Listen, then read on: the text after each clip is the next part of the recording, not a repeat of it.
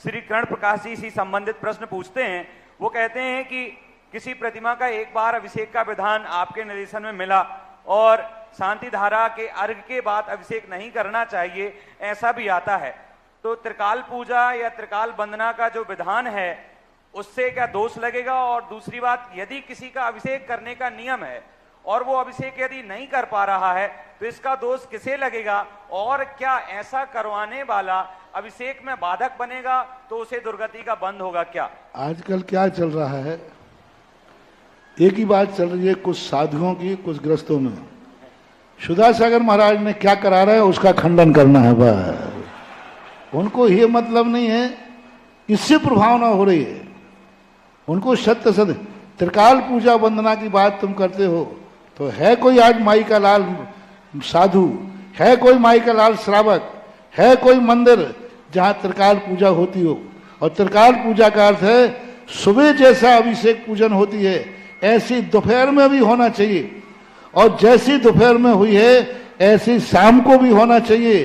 तीनों समय अभिषेक करो, शांति धारा करो, पूजा करो। फिर दोपहर में अब थोड़ी देर दुकान को चले जाओ, फिर दोपहर में दुकान बंद करके आओ 12 बजे, फिर अभिषेक करो, फिर पूजा करो, फिर बंद करो, फिर 4 बजे फिर शाम के भोजन के पहले फिर मंदिर आओ, पूजा करो। और यदि हम नियम बनाए तो अब एक आध गुस्सा में कह दिया फिर महाराज बाल बच्चे आप पाल लो। अब सुबह अभिषेक करे, दोपहर में अभिषेक पूजन करे, शाम को करे तो फिर बाल बच्चे। अब वकील साहब दोपहर में कहेंगे वहां अदालत में, साहब अब मेरी पूजा का समय हो रहा। समय द्रव्यच्छेद काल भाव की मर्यादा देखना चाहिए। त्रिकाल पूजाओं का वर्णन आया है, लेकिन त्रिकाल पूजाओं की स्थितियां भिन्न भिन्न रही हैं। तीनों प्रकार की पूजाओं में अलग अलग ढंग की व्यवस्थाएं रही। जहां तक अभिषेक पूजन की बात है, ये व्यवस्थाएं कहलाती हैं। किसने कहा कि शांति धारा के बाद अभिषेक नहीं होता है?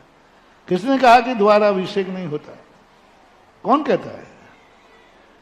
व्यवस्थाएं बनाई जा रही हैं कि इधर पूजा चल रही है, एक व्यक्ति आया, ठाकुर जुड़ा, जय हो सरस्वती ले जगत के इस गए शेर राजा, क्या बोलते हो?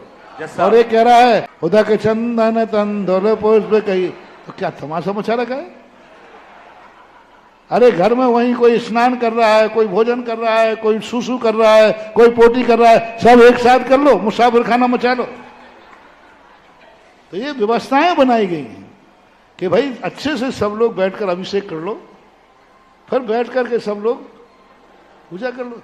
अच्छा ये बताए, आप लोग पूजा कर रहे हैं, उसी समय कोई भगवान को उठाकर अभिषेक कर रहा है, कैसा लग रहा है? अच्छा नहीं लग रहा? तो ये व्यवस्थाएं कहलाती है, नियम नहीं कहलाते। तात्कालिक व्यवस्थाएं बनाई जाती हैं कि शांति धारा के बाद भाई सब लोग अब बस कैसे रोकें, एक नियम बना लिया। कई जगह शांति धारा पहले होती, मैं खुद ही कराता हूं, और अभिषेक बाद में होता है, और कई जगह अभिषेक पहले हो जाता है, शांति धारा। ये व्यवस्थाएं हैं समाज के द्वारा।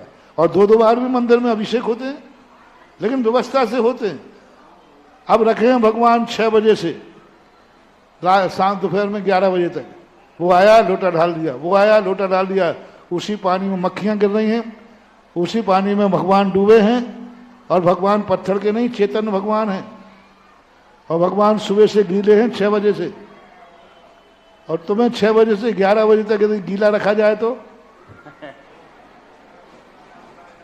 भगवान भी चेतन भगवान है। ये मात्र आलोचना के विषय हैं महानुभाव। इन आलोचकों को करने के लिए इनकी टोन देखो, इनकी भाषा देखो, इनको मात्र आलोचना करना है, व्यवस्था नहीं बना। क्योंकि ये कुछ कर नहीं सकते, ये 4 अभिषेक वाले तैयार नहीं करा पा रहे, ये शांति धारा का प्रभाव नहीं बता पा रहे। ऐसे लोग, ऐसे साधु लोग जलते हैं कि अरे महाराज जहां गए इतने अभिषेक करने वाले, अब इनको कैसे भगाएं? ये कितना पाप बंद कर रहे हैं कि आज इस अनुशासन में लोग लाइन लगा करके अभिषेक करते, समय से आते। एक जब चाहे मंदिर आना और एक समय से मंदिर आना, कितना अंतर है? बहुत अंतर। एक समय से सामायिक करना और एक जब चाहे करना, कितना अंतर है। एक यदृच्छा उपलब्ध है और एक अनुशासन, एक सभ्यता है कि मंदिरों में अभिषेक का खत्म हो गया, अब पूजा का समय है।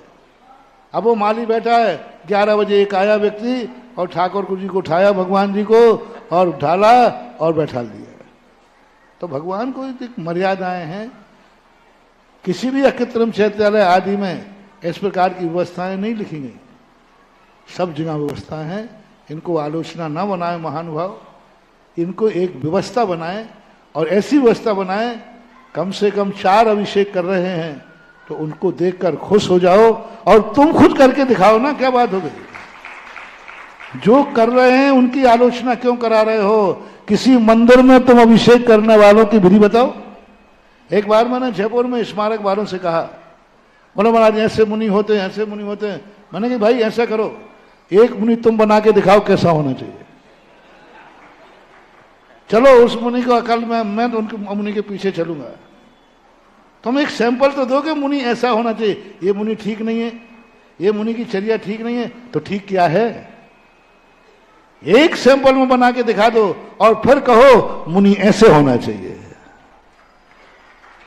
एक कैलेंडर में 100 गलतियां निकालना सरल है, लेकिन एक कैलेंडर बनाना, हाँ। मंदिरों में अभिषेक पूजन हो रहे हैं, ठाठ से हो रहे हैं, तो जलो मत। जो ऐसा कर रहे हैं वे जरूर दर्शनावरणी कर्म का बंद कर रहे हैं, और वे जरूर पाप के भागीदार हैं। कैसे भी बने, अनुशासन मंदिरों में आना जरूरी है। ये आगम नहीं होते हैं, ये व्यवस्थाएं होती हैं। गुरुदेव और करना है तो एक मंदिर में, उन साधुओं से मेरा कहना है, एक मंदिर में त्रिकाल पूजा चालू करा दो, मैं उन्हें अपने आप में मान लूंगा कि बहुत प्रभावक साधु है। त्रिकाल पूजा, त्रिकाल वंदना और त्रिकाल पूजा एक मंदिर में करा दो पूरे भारत में। सुबह दोपहर में यथावत और शाम को यथावत। दमोह में चालू हो जाए तो मैं बहुत नन्हे मंदिर में करा दूं। वो कह रहा महाराज जी बाल बच्चे भी हैं, थोड़ा उनका भी ध्यान रखो। क्या जिस चाय की आलोचना में लग जाते हैं ऐसा। और ये ध्यान रखना महानुभाव, मैं 50 बार कह चुका हूं, मेरा उपदेश मेरे भक्तों को है, जो मेरे उपदेश को अवभाग्य मान के सुनते हैं। वो क्यों मानते हैं मेरी बात।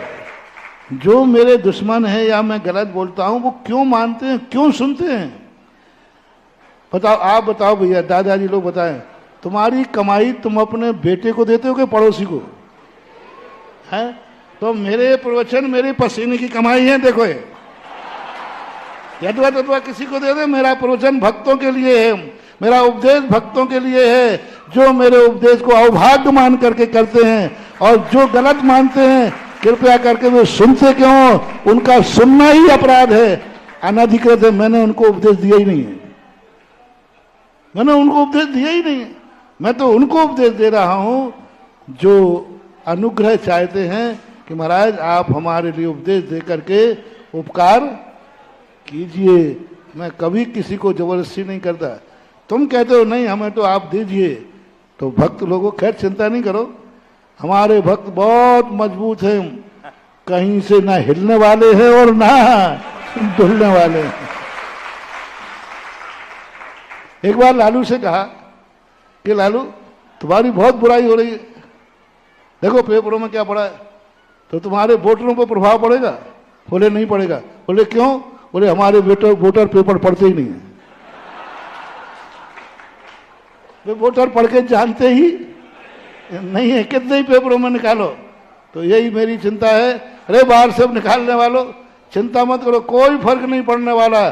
सुधा सागर के भक्त जो हैं इन बारसों पर विश्वास करते ही नहीं है, वे तो गुरु की साक्षात वाणी सुनते हैं।